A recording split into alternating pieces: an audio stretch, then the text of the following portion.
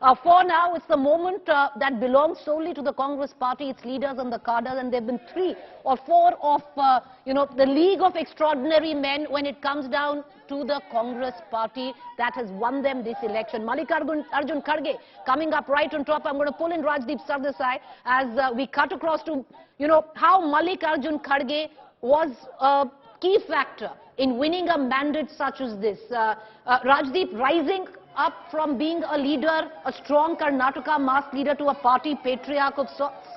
This was in a way a do-or-die battle, Preeti, for the Congress party, but it was also a moment of truth for Arjun Kharge, because when he was chosen, or some would argue selected as the Congress president, he was very much in the shadow of the Gandhis. There will be those who will claim he's still under the shadow of the Gandhis, but I think this is the first step of him establishing his own identity. We keep saying Vokaliga, Lingayat vote, but please appreciate the Congress's performance this time in scheduled caste, scheduled tribe constituencies and in Hyderabad, Karnataka. Rajdeep, stay with me. We've got in Siddaramaiah, he's pulling in his cavalcade to the Congress headquarters. So let's bring in, what did Siddaramaiah bring to the table? Let's split this visual of Siddaramaiah's cavalcade pulling in what Siddaramaiah brings to the table in terms of now being the chief minister the second time when it comes down for the Congress. Before that, he's been the deputy chief minister in Karnataka. But where Siddaramaiah is concerned, Rajdeep Sardesai, in the deck, he's come out right on top. He's been able to stitch together this Ahinda coalition. He's done it before. He's done it correctly this time around. A mass leader of sorts, also enjoying the maximum support of most of the MLAs.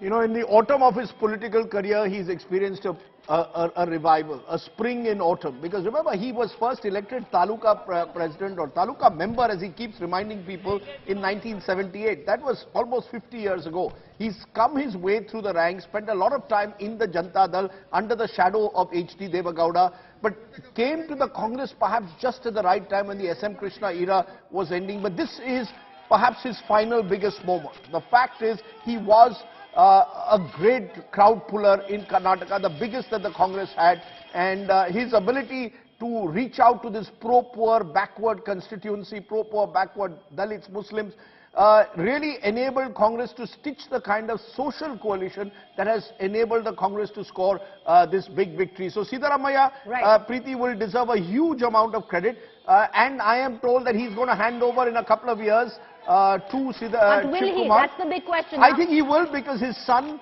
Yatindra is likely to take over the Varuna constituency, which Yatindra nursed over the last 5 years.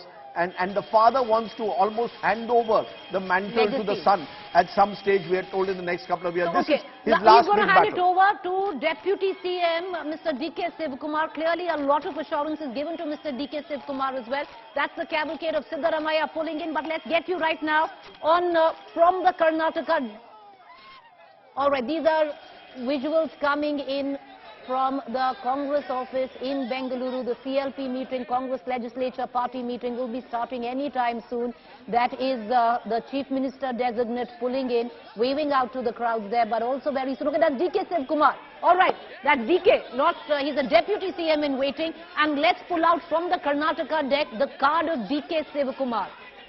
Well, Preeti, if Mr. Siddaramaiah was the face, DK Shivakumar was the organizer, and you can't win an election only with a face. You need someone who can do the backroom management, the micro management, fixing the nuts and bolts. And let's give credit to DK Shivakumar. When he took over the Congress party, which was as KPCC president in 2021, this was a party which was clearly hurtling from one defeat to another, not just in Karnataka, where Yediyurappa had blindsided the Congress by taking away several Congress MLAs and forming a government. But I do believe, Preeti, that DK Shivakumar over the last couple of years has come into his own, has been able to establish himself as a Vokaliga leader. I think that's significant, because Karnataka has had the towering figure of H.D. Devagowda as the primary Vokaliga figure. Now, in the kind of reception that DK is receiving, And remember, our viewers need to recognize this. Bengaluru has a large Vocaliga population.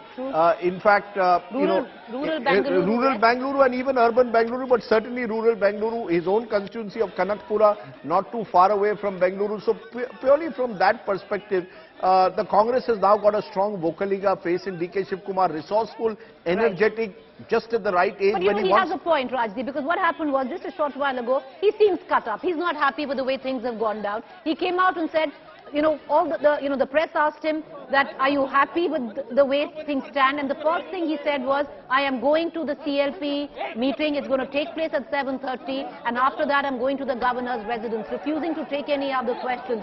Clearly, the message being sent out, okay, I'm a loyal party worker. I've done what the party asked me to. But, when you look at it, in terms of the cadre, the supporters, many suggest in 2020 when he took over from K.C. Venugopal as president of the Congress party, the party was in the doldrums.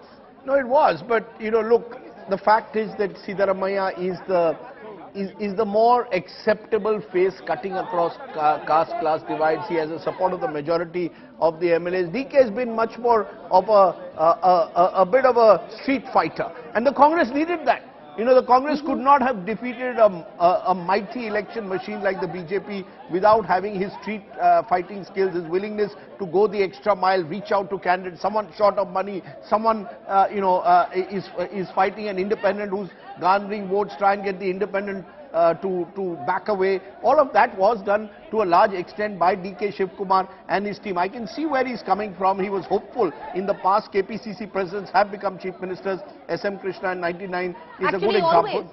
Yes, more or less, more often than not. You can argue that they've become, Siddaramaiah became chief minister, he wasn't KPCC president, he was CLP, he was opposition leader. So there are examples though. My sense is that DK Shivakumar is someone who will not break away from the Congress, but is someone who's very clear that if in 2.5 years he is not given his due or what he believes is his due, he will then chart out some kind of a path where the Congress will find it impossible not to reward him.